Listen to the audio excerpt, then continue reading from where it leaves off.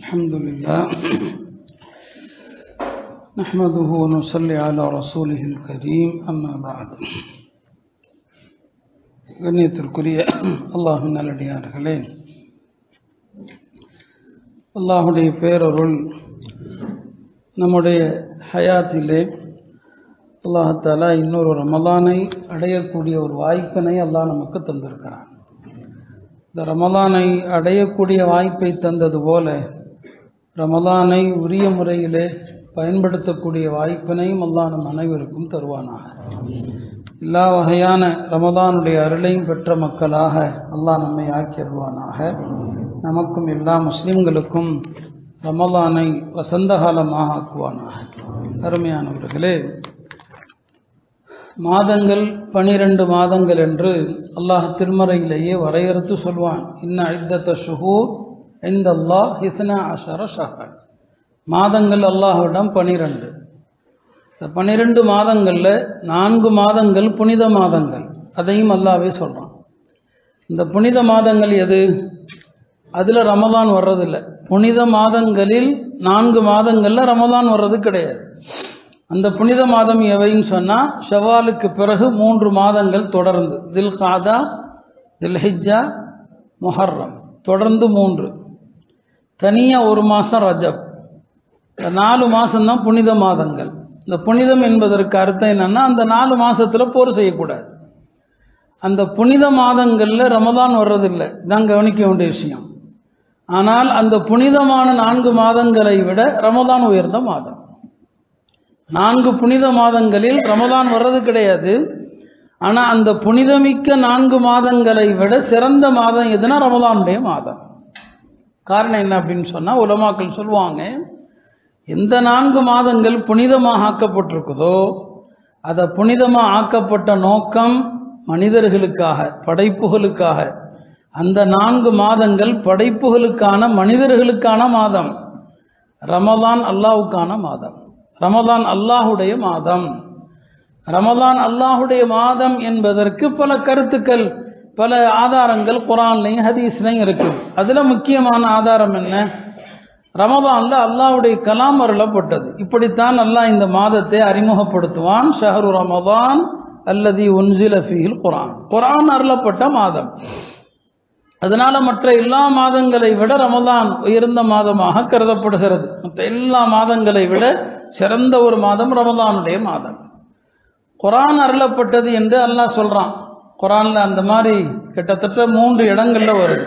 ஷஹ்ரு ரமலான் அல்லதி உன்சில ஃபீஹில் குர்ஆன், இன்னா அன்ஸல்னாஹு ஃபீ லைலத்தில் கத்ர், இன்னா அன்ஸல்னாஹு ஃபீ லைலத்தின் முபாரகா என்று அல்லாஹ் சொல்றான். இந்த எல்லா இடங்களிலும் நாம் குர்ஆனை அருளினோம், லைலத்துல் கத்ரில் அருளினோம், பாக்கியம் நிறைந்த இரவிலே அருளினோம், ரமலான் மாதத்திலே அருளினோம் என்று சொல்றான். குர்ஆன் எவ்வாறு அருளப்பட்டது?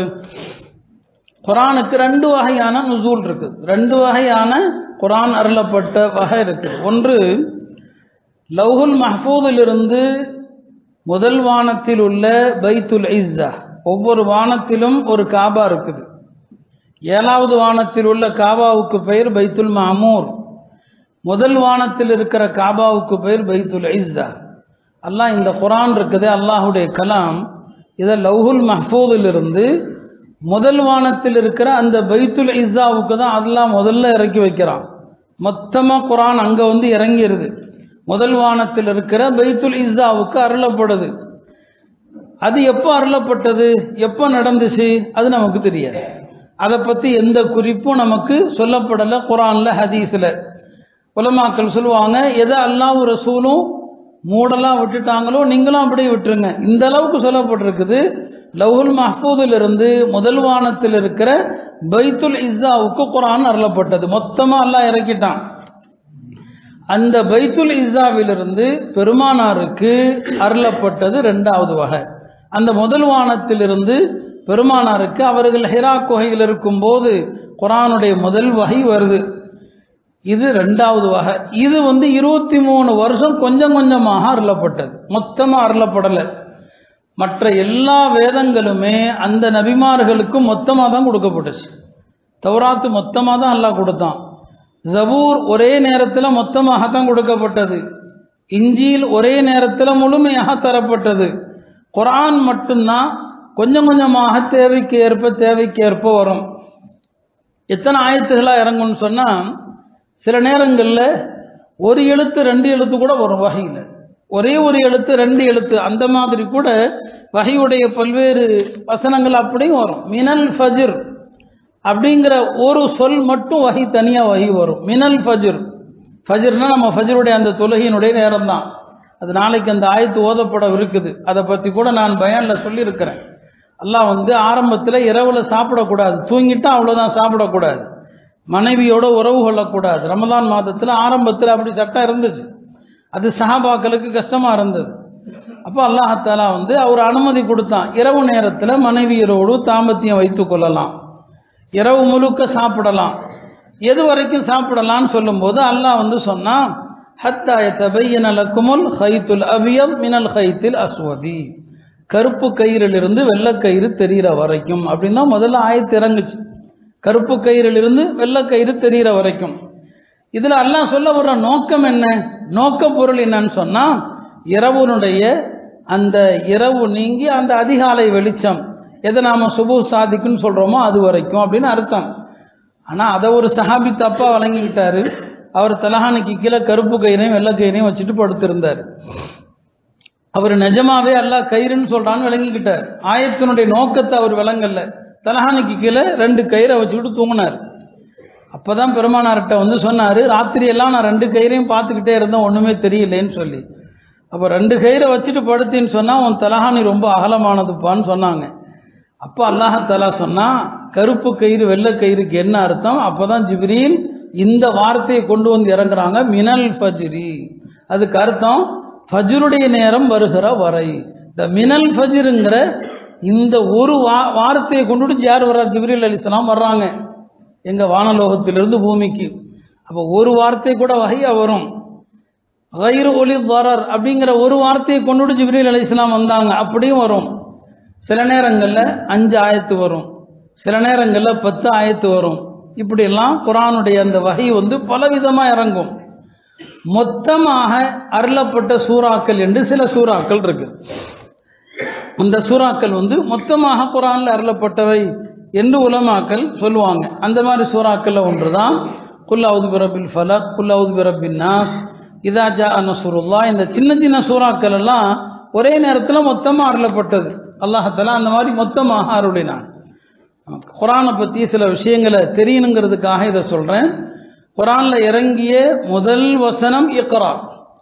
குர்ஆனில் இறங்கிய கடைசி வசனம் பக்ராவில் இருக்கிற நாளைக்கு ஓதப்படவிருக்கிற ஒரு ஆயத்து, வத்தகு யௌமன் துர்ஜஊன ஃபீஹி இலல்லாஹ். இதுதான் குர்ஆனில் இறங்கின கடைசி ஆயத்து. குர்ஆனில் இறங்கின முதல் ஆயத்து இக்ரா பிஸ்மி ரப்பிக்கல்லதி ஹலக், ஓதுங்கள் என்பது முதல் ஆயத்து, முதல் வஹி. முதல் வஹியில கல்வியை பற்றி சொல்கிறான். குர்ஆனில் இறங்கின கடைசி வசனம் என்ன? வத்தகு யௌமன் துர்ஜஊன ஃபீஹி இலல்லாஹ், நீங்கள் அல்லாஹ்வின் பக்கம் திருப்பப்படுகிற அந்த நாளை அஞ்சிக் கொள்ளுங்கள்.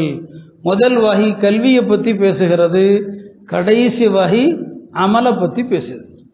முதல் வஹி இல்மை பற்றி பேசுது, கடைசியா இறங்கின வசனத்தில் அல்லாஹ் அமலை பற்றி பேசுகிறான். தக்வா, வத்தகு யௌமன் துர்ஜஊன ஃபீஹி இலல்லாஹ் என்று சொன்னான். குர்ஆனில் இறங்கின முதலாக ஒரு சூறா மொத்தமாக இறங்குச்சுன்னு சொன்னான், மொத்தமாக இறங்குச்சுன்னு சொன்னால் அது சூரத்துல் ஃபாத்திஹா.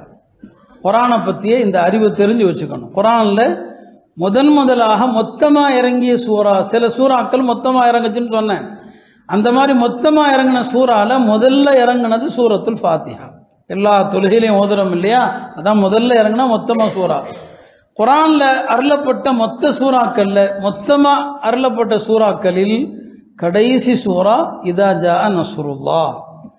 இதா ஜா நஸ்ருல்லாஹ்ங்கிற சூறா தான் மொத்தமாக அருளப்பட்ட சூறாக்களில் கடைசி சூறா. அந்த சூறா பெருமானாருடைய மரணத்தை குறித்து மறைமுகமாக சுட்டி காட்டியது. அதனால தான் அந்த சூறா இறங்கின நேரத்தில் எல்லா சஹாபாக்களும் சிரித்தாங்க, சந்தோஷப்பட்டாங்க, ஆரவாரப்பட்டாங்க.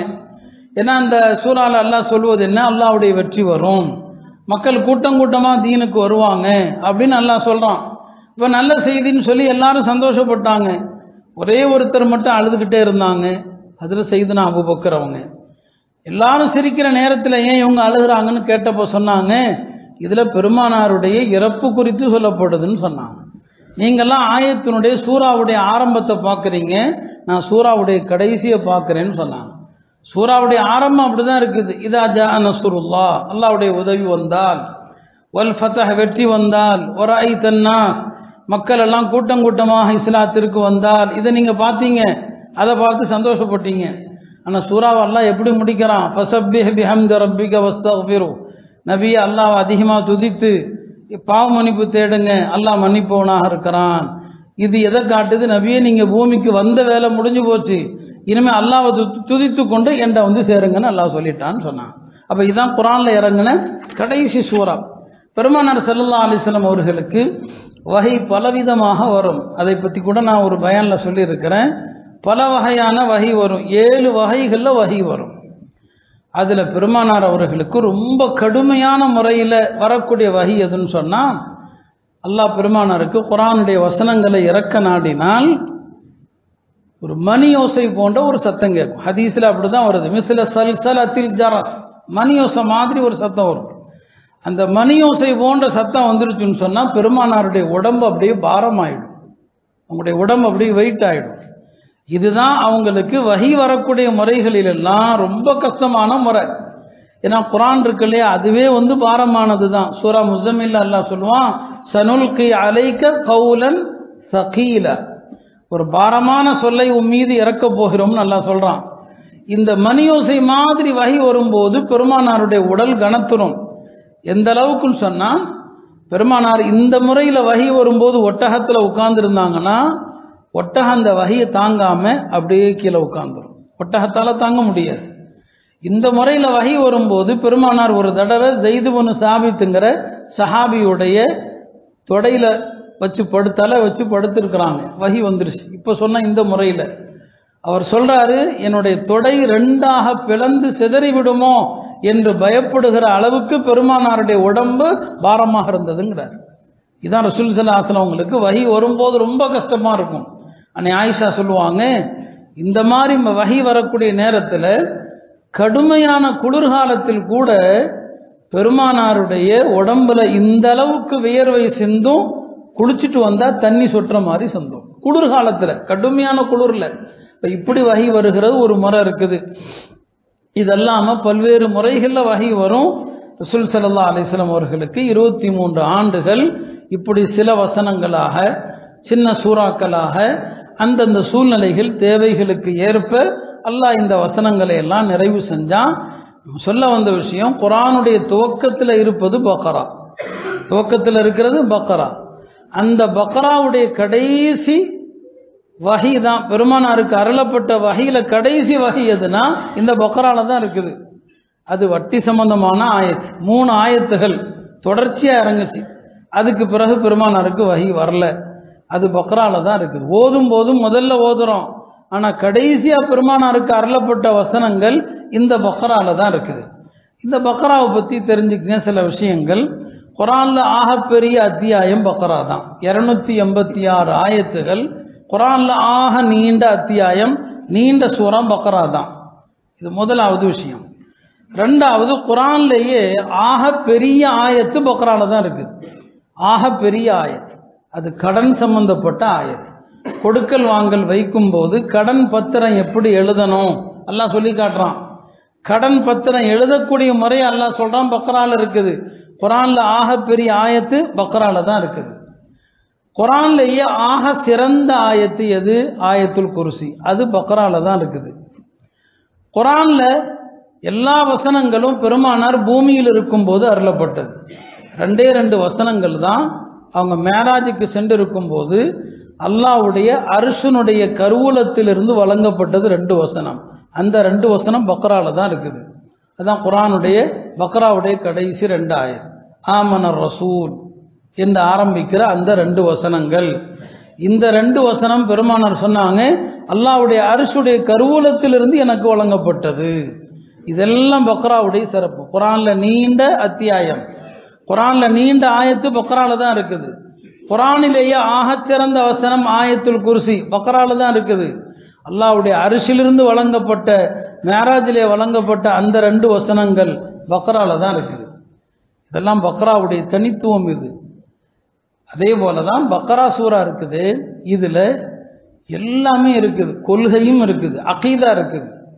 பக்ரால சட்டதிட்டங்கள் இருக்குது. இதுல நிக்காஹ பத்தி வருது, தலாக்க பத்தி வருது, தலாக் சம்பந்தமான எல்லா சட்டங்களும் மிக தெளிவா வருது. இன்று வரைக்கும் நாம தலாக்க விளங்காம இருக்கிறோம். ஒரு தலாக்குனா என்ன, 2 தலாக்குனா என்ன, 3 தலாக்குனா என்ன, ஒரு தலாக் 2 தலாக்கு கொடுத்தா என்ன சட்டம், 3 கொடுத்தா என்ன சட்டம், இவ்வளவு பயான்கள் இவ்வளவு தெளிவுரைகள் சொன்ன பிறகும் கூட நம்மில் பலரும் விளங்காம தான் இருக்கிறோம்.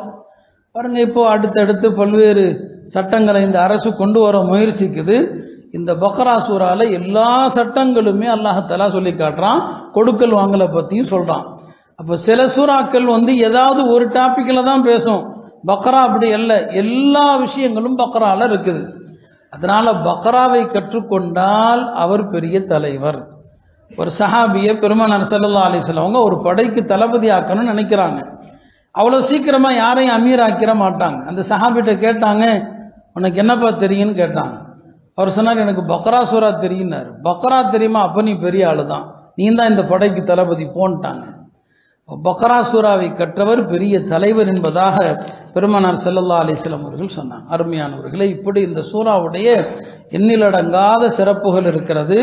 பெருமானார் சொல்லுவாங்க, இன்ன அஹ்தஹா பரக்கத்துன், யார் பக்ராவை பற்றி கொள்கிறாரோ அது அவருக்கு பரக்கத். வ தர்கஹா ஹஸ்ரத்துன், பக்ராவை யார் கைவிடுகிறானோ அவனுக்கு அது பெரிய இழப்பாகும். வலா யுப்திலு ஹஸ்ஸஹரா, இந்த பக்ரா சூரா இருக்க எந்த சூனியக்காரனும் அதை வெல்ல முடியாது. பக்ராவை எந்த சூனியக்காரனும் உலகத்தில் உள்ள எவ்வளவு பெரிய சூனியத்தாலையும் பக்ராவை வெல்ல முடியாதுன்னு சொன்னான். இப்படித்தான் இந்த சூரா நாளை தினமும் அதனுடைய பெரும்பகுதி ஓதப்படவிருக்குது. இன்னைக்கு நாம ஓதி இருக்கிறது அதுல ஒரு பகுதி, இன்னும் 1.25 ஜுஸு இருக்குது பக்ரால. குர்ஆன்ல அவ்வளவு பெரிய அத்தியாயமாக அல்லாஹ் இறக்கி இருக்கிறான். குர்ஆன்ல ஒவ்வொரு சூறாவுக்கும் ஒரு தனித்தன்மை இருக்குது.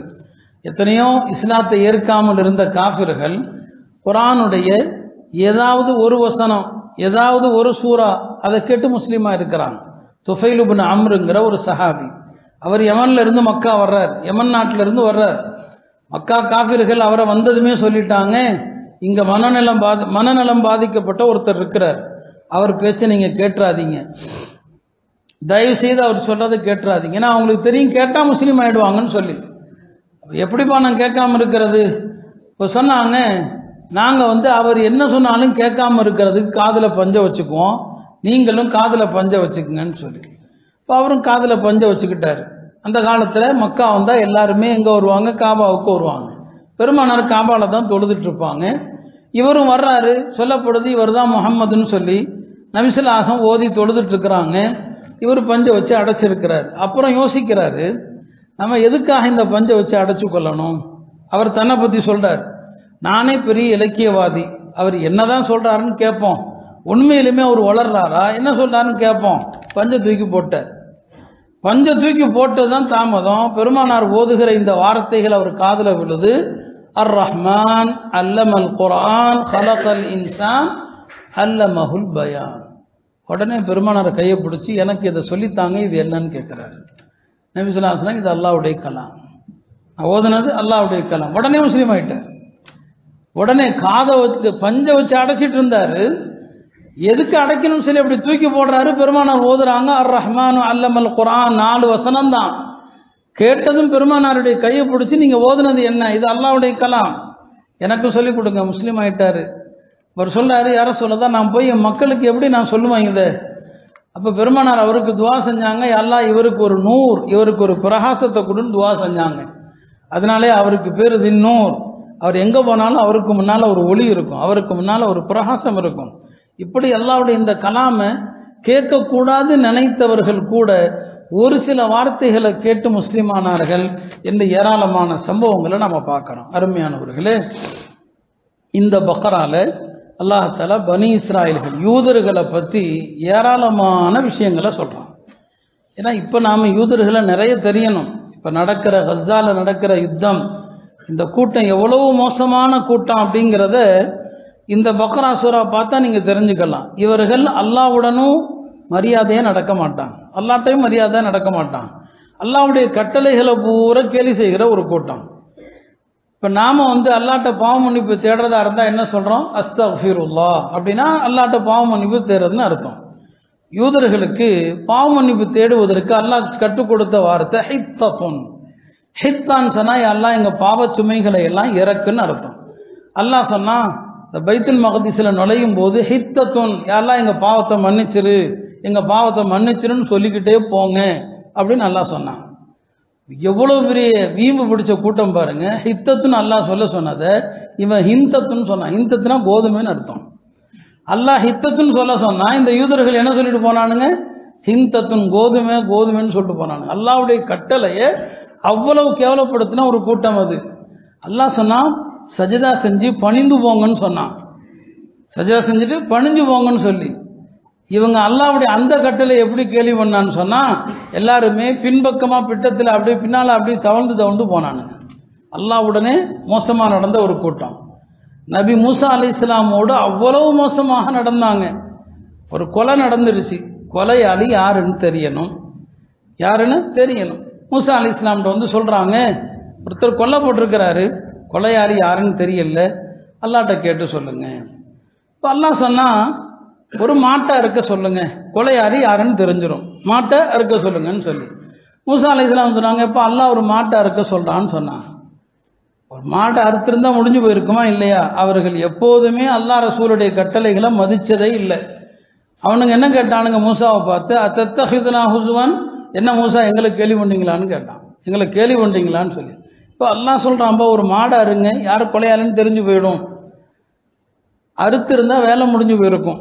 ஆனால் அந்த கூட்டம் நம்ம நாட்டில் எப்படி மாட்டை வைத்து விளையாட்டு நடத்துகிறாங்களோ அவங்களும் மாட்டுக்கும் அவங்களுக்கும் பெரிய சம்பந்தம் இருக்குது. இந்த பனு இஸ்ராயில் இருக்கணும். எப்போதுமே குரானில் அவங்களுக்கும் மாட்டுக்குமான சம்பந்தத்தை பல இடத்துல அல்லாஹ் பேசுகிறான். பக்ராலையும் அல்லாஹ் பேசுகிறான். அந்த சூராவுக்கு பேரே பக்ரா. பக்ரானாலே பசுமாடுன்னு அர்த்தம். ஒரு மாட்டை அருங்கப்பா உண்மை தெரிஞ்சிடும் நல்லா சொன்னால் அறுத்திருக்கணும். அறுத்திருந்தா வேலை முடிஞ்சிருக்கும். முதல்ல என்ன கேட்டாங்கன்னு சொன்னால் அந்த மாட்டினுடைய வயசு என்னன்னு கேட்டாங்க. மாட்டினுடைய வயசு என்ன? இப்போ ஒரு மாடை அறுத்தா வேலை முடிஞ்சு போச்சு. சரி, அல்லாவும் பார்த்தான் இவங்களை சும்மா விட்டா சரி வராது. அந்த மாடு லா ஃபாரிதுன் வலா பிக்ருன், கிழட்டு மாடும் அல்ல கன்றும் அல்ல, நடுத்தர வயசு மாடு அப்படின்னா. கிழடும் கிடையாது கன்றும் கிடையாது, அந்த மாதிரி மாடுன்னு சொல்லி இவங்க அதோட விட்டுருக்கணும். அதோடையும் விடலை. அதுக்கப்புறம் மாட்டினுடைய நிறம் என்னன்னு கேட்டாங்க. மாடு பொதுவாக எந்த நிறத்தில் இருக்கும்? ஒன்று வெள்ளையாக இருக்கும் அல்லது கருப்பாக இருக்கும். இவங்க மாட்டினுடைய நிறத்தை கேட்கும். அல்லாவும் சும்மா விடலை. அதனுடைய நிறம் மஞ்சள்னு அல்லாஹ் சொன்னான். எங்கேயாவது மஞ்சள் நிறம் மாட்டை பார்த்துருக்கீங்களா? இவங்க கேட்டதுக்கு அல்லாவும் சொன்னா மஞ்சள் நிறம் மாடு, பக்கரத்துன் சஃபரா, மஞ்சள் நிறம் மாட்டை தான் இருக்கணும்ட்டான் அல்லாஹ். அத்தோடையும் விடலை.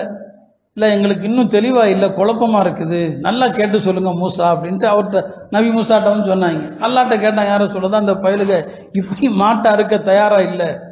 வரலாவும் சொன்னான். அப்படியா, சரி, அந்த மாடு அது ஏறு உழுது பழக்கப்பட்டதல்ல, விவசாயத்தில் பயன்படுத்தப்பட்ட மாடு கிடையாது, வேலைக்கு பயன்படுத்தப்பட்ட மாடு இல்லை. இப்படி அல்லாஹ் இவங்க கேட்க கேட்க அல்லாவும் கடுமையாக்கிட்டான். அந்த மாதிரி ஒரு மாட்டை தேடினாங்க எங்கேயுமே இல்லை. கடைசியில் ஒரு ஆள்கிட்ட இருக்குது ஒரு மாடு.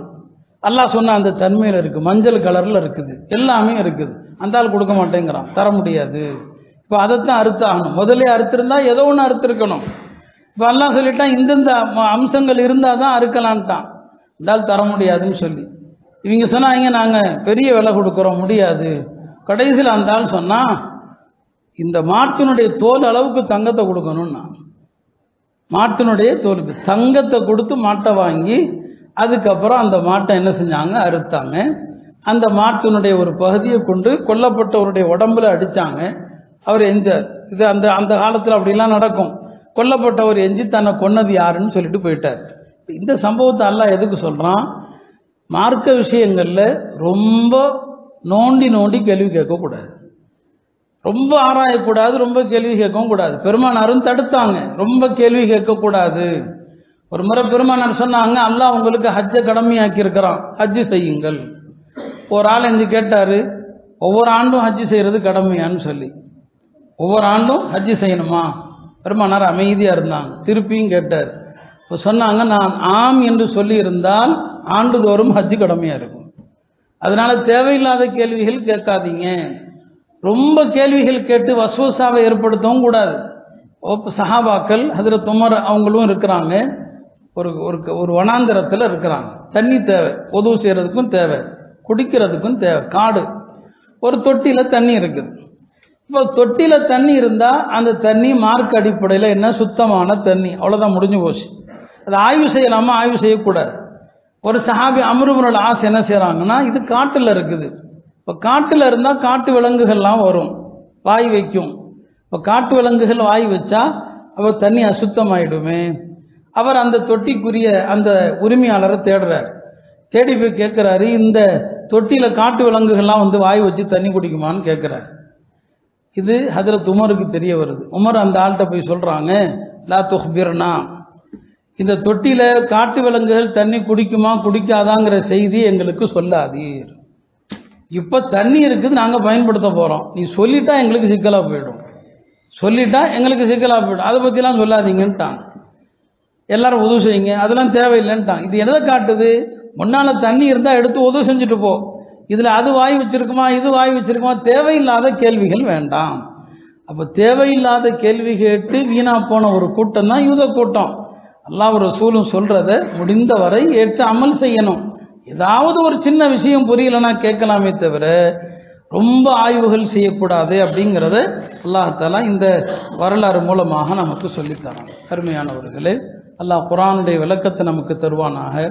ரமலானுடைய முதல் இரவு, ரமலானுடைய முதல் இரவு வானலோகத்தில் வரவேற்கப்படுது, வானலோகத்தில் சொர்க்கம் அலங்கரிக்கப்படுது, நரகம் விலங்கிடப்படுது. அப்படிப்பட்ட ஒரு மகத்துவமிக்க ஒரு இரவுல இன்றைக்கு நாம் எல்லாம் இருந்து கொண்டிருக்கிறோம்.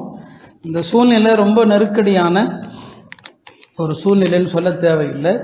ஜமாத்துல் உலமாவும் நாட்டில் நடக்கிற விஷயங்களை எல்லாம் கருத்தில் கொண்டு ரமலான் ஒரு மாத காலம் ஃபஜ்ருடைய தொழுகையில் குனூத்த நாசிலா ஓதுமாறு சொல்லியிருக்கிறாங்க. குனூத்த நாசிலாங்கிறது 2வது ரக்காத்தில் ருக்குவுக்கு பிறகு எழுந்து ஓதுகிற ஒரு சிறப்பு துவா. ஹனஃபி மதுஹபில் கையை தூக்கணுங்கிற தேவையில்லை, தூக்கலாம், அப்படியே தொங்க விடலாம். அது நாளையிலிருந்து எல்லா பள்ளிகளிலும் ஓதுமாறு சொல்லியிருக்கிறாங்க. ரமலானில் கேட்குற துவாக்கள் அல்லாஹ்விடத்தில் விரைவாக அங்கீகரிக்கப்படுறதுனால ஒரு கோரிக்கை வச்சிருக்கிறாங்க.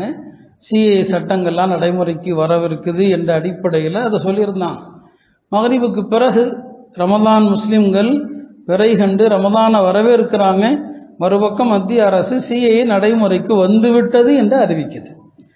அப்போ இந்த அரசாங்கம் எதை நாடுது என்பதை நாம் எல்லாம் புரிந்து கொள்ளணும். ரமலான் மாதத்தில் கூட முஸ்லிம்கள் நிம்மதியாக வழிபாட்டில் ஈடுபட்டக்கூடாது.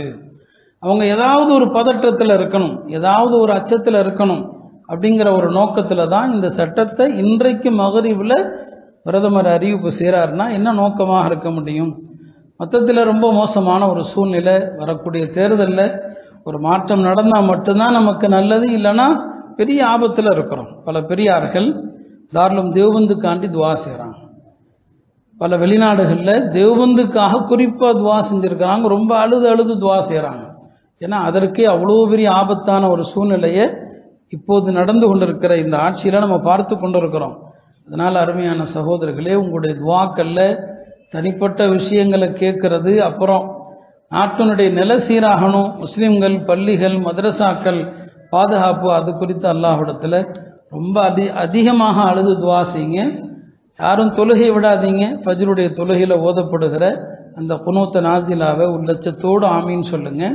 சத்தமாக ஆமீன் சொல்லக்கூடாது நம்ம ஹனஃபி மதஹ்பில். அதே நேரத்தில் யாருக்கும் கேட்காத அளவுக்கு வாய்க்குள்ளேயும் சொல்லக்கூடாது. கொஞ்சம் பக்கத்தில் இருக்கிறவராவது கேட்கணும் ஆமீன், இந்த அளவுக்கு சொல்லணும். ஹரம்லெல்லாம் சொல்கிறோம் பாருங்க, அந்த மாதிரி ஆமீன் இல்லை நம்மள்கிட்ட. அதே நேரத்தில் நமக்கே கேட்காத அளவுக்கு மௌனமாக இருக்கிறதும் கிடையாது. கொஞ்சம் ஆமீன் லேசாக சொல்லுங்க, பக்கத்தில் இருக்கிறவங்களுக்கு கேட்கறது. நம்முடைய உருக்கமான அந்த துவாக்கள் மூலமாக வரக்கூடிய நாட்களில் அல்லாஹ் நம்ம நாட்டினுடைய சூழ்நிலையை தலைகீழாக மாற்றுவான். அல்லாஹ் நாடினால் அவனுக்கு எதுவும் பாரதூரமானதல்ல. அதே போல் கஸாவுடைய முஸ்லீம்கள் அவங்களையும் உங்களுடைய துவாக்களில் மறந்துடாதீங்க. எல்லாம் அல்ல அல்லாஹ் முஸ்லீம்களுடைய எல்லா நெருக்கடிகளையும் ரமலானுடைய பொருட்டால்